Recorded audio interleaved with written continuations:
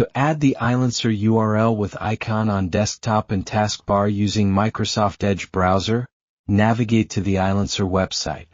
Click the three-dot menu in the top right corner of the browser window.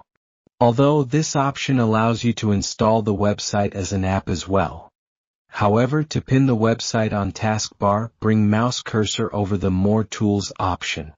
From there, you can choose Pin to Taskbar option. Click Yes on the pop-up dialog.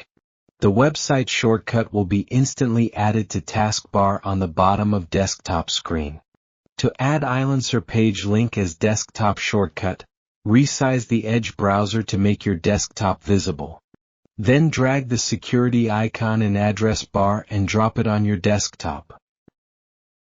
Discover dozro.com for free courses on graphic design, video editing, browser tips, computer tricks, and website creation. You'll also find an impressive range of products, most priced under $20.